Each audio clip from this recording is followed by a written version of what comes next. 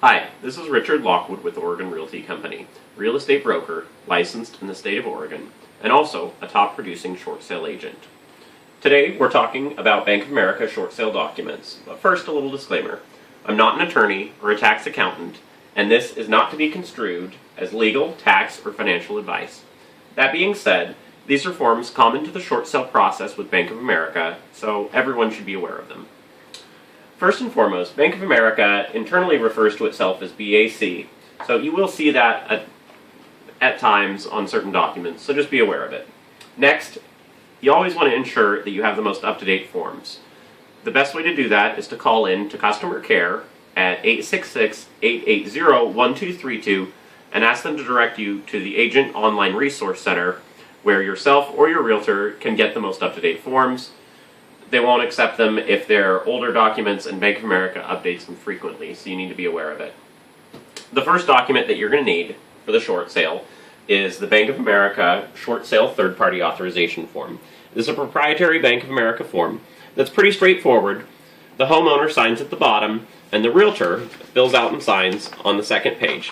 Designated representative, that's going to be your realtor, or whoever is helping you with the short sale, and the rest is self-explanatory.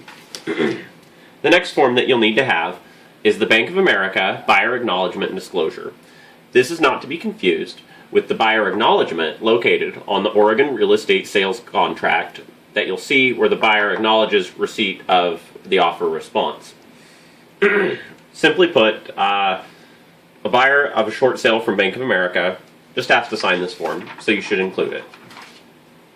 Next is the Short Sale Purchase Contract Addendum. There's a number of dates on this form that are very important, and you have to get them right or else the form will be rejected. Number one, in the top left corner, you'll see dated.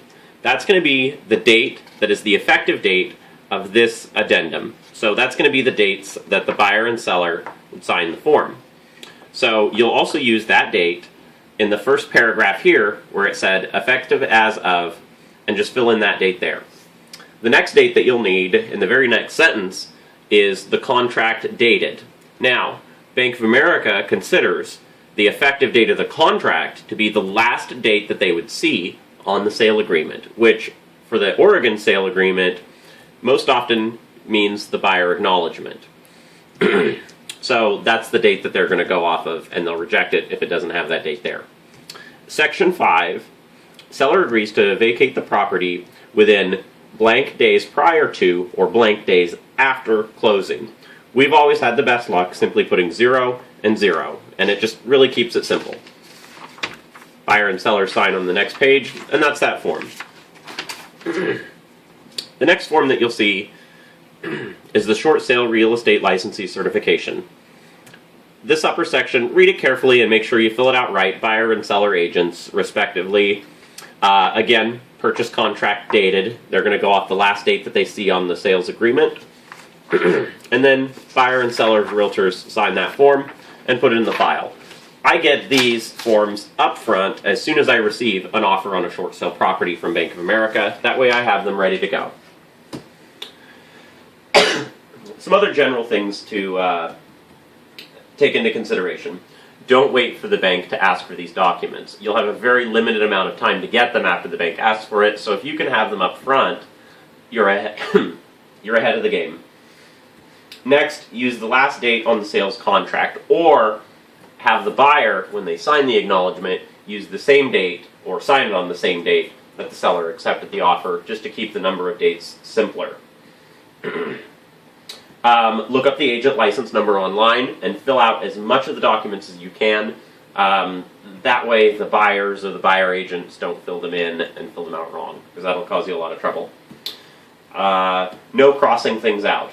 Reprint, start over if you make a mistake. This is really important. Even initialing by is not a perfect solution, because then you may not get everyone's initial on it, and by the time you get those initials, the document's been scanned 10 times, and it doesn't work.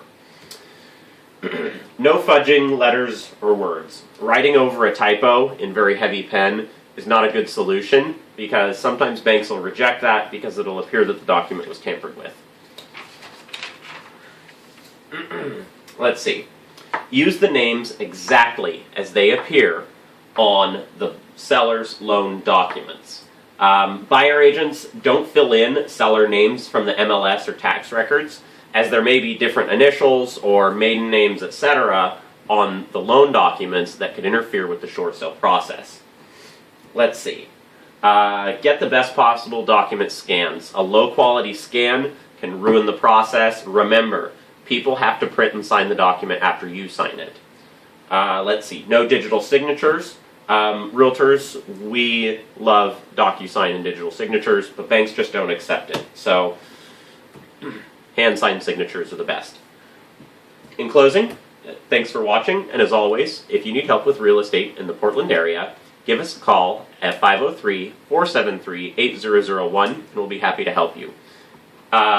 Subscribe to our YouTube channel, ask for other videos that you'd like to see in the comments, and yeah, let us know what you want to see. Again, thanks for watching, and we'll talk to you later.